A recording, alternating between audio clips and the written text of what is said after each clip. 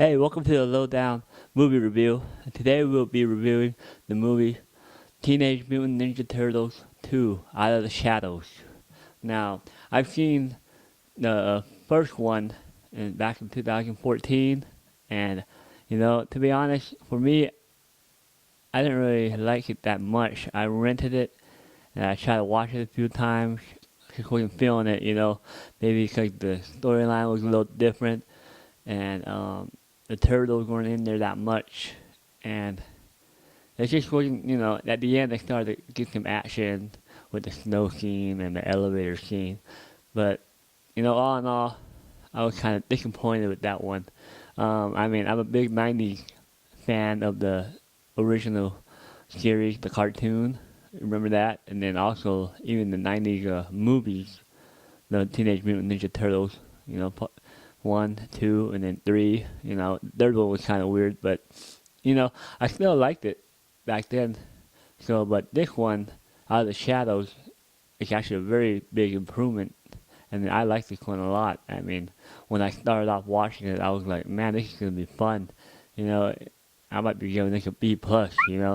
Right away, and it was only like the first act, but then it started to slow down a little bit in the second act after Bebop and Rocksteady were created, and then it started to slow down for me, and I was like, okay, maybe I'm not maybe gonna give it a B plus.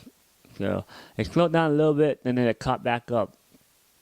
But anyways, I did like the movie a lot. My kids like it a lot too. From the beginning, from the Turtle Band, you got all the 1990s cartoon homage to it. The Turtle Band, to the Foot Soldiers, the Foot Clan. Those guys, they look pretty cool. The Turtles, they interacted together. They were having fun. Then it went to Bebop and Rocksteady. I think those guys really were the highlight. They really got their characters. They're the bumbling minion, idiots of Shredder, and the WWE superstar Sheamus, the wrestler, he played Rocksteady, and he did really good, as well. And just a little tidbit, it's kind of funny. Ninja Turtles 2, Out of the Ooze, the other WWE wrestler who was in it, if you didn't know, was Kevin Nash, from WCW, WWE, NWO, all that. He was actually a Super Shredder at the very end. Remember that when the Turtles had to fight Super Shredder because he drank the ooze himself? And that was actually Kevin Nash. So that's kind of funny, It's like these wrestlers like to play the Teenage Mutant Ninja Turtles movies, or maybe their agent always gives them an offer. But I thought it was a little tidbit of information. Also, you know, I like the Megan Fox was a little bit better. A little bit better of a portrayal, I guess, of April O'Neil. Um, I like how she had that watch. I mean, that would have been cool if they went back to the old school communicators with her, with the, what was it, like the turtle shell compact, makeup compact, and Donatello's whatever it was, some kind of like a communication device. Splinter looked a lot better, and even though he didn't do much, he did with more of that folly figure, so that was pretty cool. Tyler Perry, as Baxter Stockman, I thought he did a great job, man. He was really funny, and I'm glad they didn't kill him off. I'm sure he's probably gonna be coming, hopefully, for the third film, then turning into the Fly. If you guys know about the cartoon. Um, Shredder was pretty cool. And then even Kai or Cry, whatever you call her, they were cool. I mean, they didn't have he didn't have the helmet on. He was kind of put things together for Krang, and Krang was pretty cool. I mean, I know it's kind of hard if you're not a Ninja Turtle fan and you just see the big brain come in at the very first act, and he starts talking to Shredder, and they actually introduce themselves to each other. You know, I, in the cartoon they worked together like a lot. They were like side by side. They were like the two evil villains that always teamed up together to try to take over the world. They had the Technodrome in there, so that was pretty cool. So all this stuff was like all for basically for the 1990s cartoon fans. I mean, they had pretty much everything.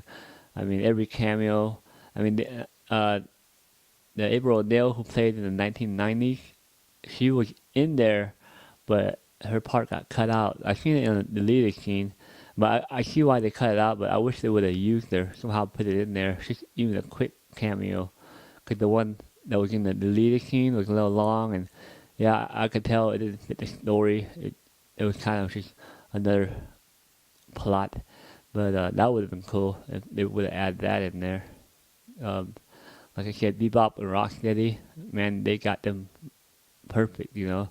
And I know back in the old ones, no, the 1990, 91 with Secret of the Ooze, they had Rhaegar and Toka or whatever, you know. And I know a lot of people were kind of mad. I was wondering, what are these mutants doing here? Shouldn't it be Bebop and Rocksteady?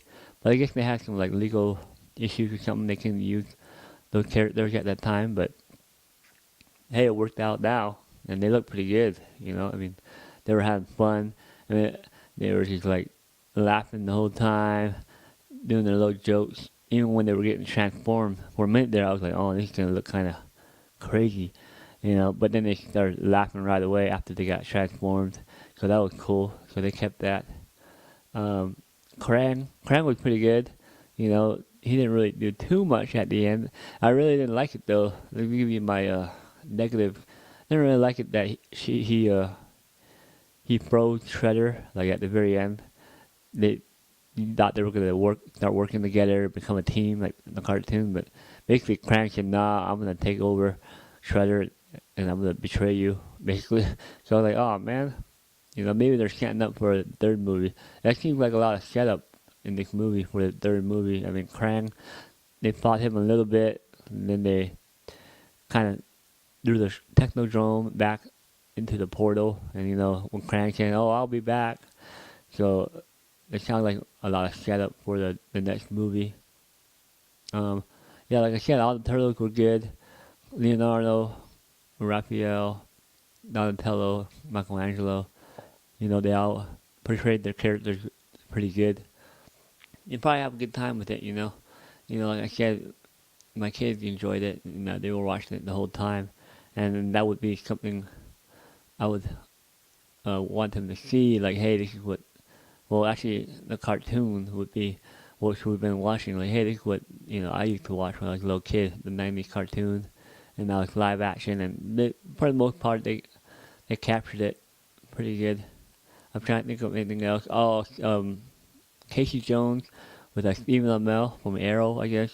He was okay. You know, it's obviously a different take of Casey Jones, not the one that we're used to back in the '90s, where he was a big buff, psycho kind of like outcast guy who wore a hockey mask, and this was like totally different, obviously. And I see why. You know, they kind of changed him up a lot, Casey Jones, from his backstory and everything, and the way he looks. But hey, maybe he'll grow long hair and get all buff in the third one.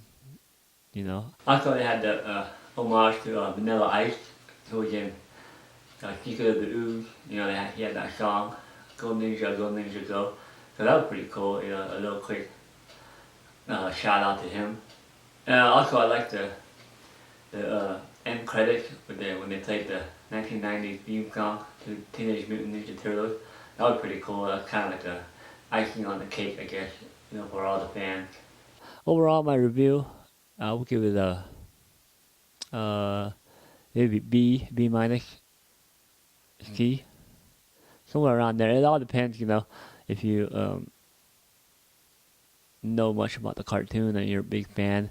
It's basically a love letter to the 1990 cartoon fans. I'm curious about what other people that haven't seen it before, what their thoughts were. So let me know. Put a comment down below. Like and subscribe, and I'll talk to you later. Bye. Heroes in a half shell.